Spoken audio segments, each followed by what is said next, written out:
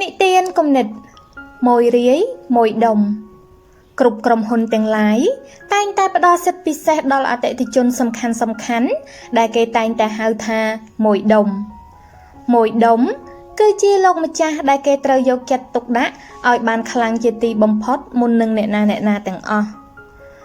បុគ្គលិកផ្នែកលក់ផលិតផលរបស់ក្រុមហ៊ុនមួយ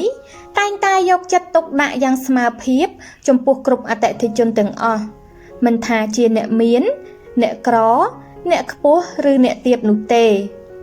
ប្រការនេះហើយធ្វើឲ្យអតិថិជនថ្នាក់កណ្ដាលនិងអតិថិជនថ្នាក់ទាបដែលយើងតែងហៅថាមួយរាយរងនោះមានការពេញចិត្តពេញថ្លើមជាខ្លាំងតែពេលសរុបប្រាក់ចំណូលទៅឃើញថានៅមានកម្រិតទាបនៅឡើយបុគ្គលិកម្នាក់ទៀតពូកែនិយាយរណែប្រណប់ចេះលើកជើងមិនសូវចេះខ្វល់នឹងអ្នកកំពេចកំប៉ុកណាស់ណាទេគ្រាន់តែទទួលរាក់ទាក់ក្នុងលក្ខណៈធម្មតាប៉ុន្តែបើពេលមានមួយដុំមកដល់គេក៏ទម្លាក់មួយរាយរងទុកមួយកណ្ដុបហើយស្ទុះតម្រង់ទៅរកមួយដុំនោះភ្លាមជាធម្មតារបស់មួយដុំដែលជាអ្នកមានលុយច្រើនគេច្រើនតែជាអ្នកដំកើងខ្លួនបន្តិច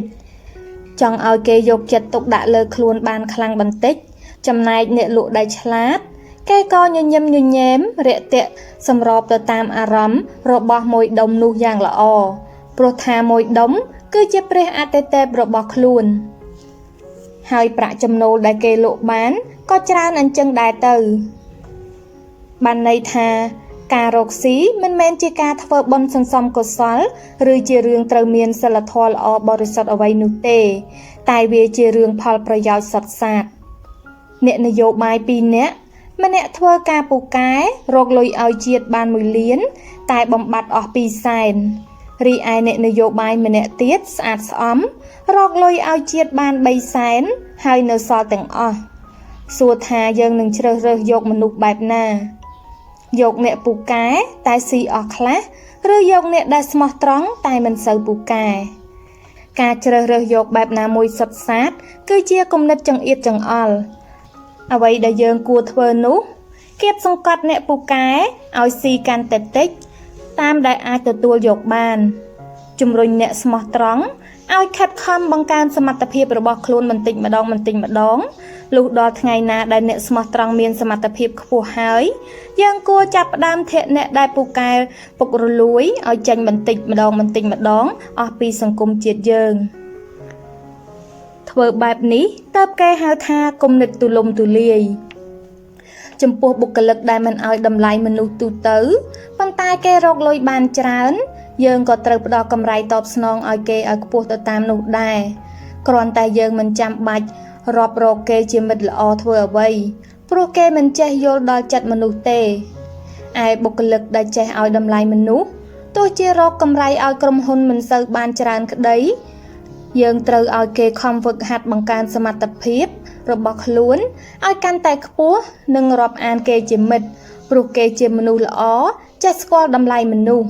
តើការធ្វើបែបនេះវាដូចជាចិត្តអាក្រក់ពេកទេដឹងតែនេះជាការពិតសម្រាប់មនុស្សលោកទូទៅមួយដែលសំខាន់គេតែងគិតថាគេជាមនុស្សសំខាន់ហើយគេត្រូវតែទទួលបានការស្វាគមន៍ក្នុងលក្ខណៈជាមនុស្សសំខាន់បើយើងពុំយកចិត្តទុកដាក់ត្រង់ចំណុចនេះទេ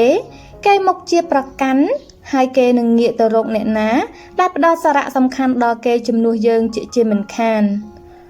មនុស្សយើងត្រូវចេះរៀបចំលំដាប់ភាពសំខាន់ត្រូវដឹងថាអ្វីដែលគួរធ្វើមុននិងអ្វីដែលគួរធ្វើក្រោយសង្គមមនុស្សត្រូវការភាពមាយាទោះជាចង់ឬមិនចង់ក៏ដោយបើមិនមាយាតាមគេខ្លះយើងនឹងក្លាយទៅជាខ្មោចឆៅមិនខានអ្វីដែលផ្ដល់ផលប្រយោជន៍ច្រើននៅបច្ចុប្បន្នក៏ត្រូវយកចិត្តទុកដាក់អ្វីដែលផ្ដល់ផលល្អនាពេលអនាគតក៏ត្រូវស្ថាបនាជាបណ្ដាផងដែរ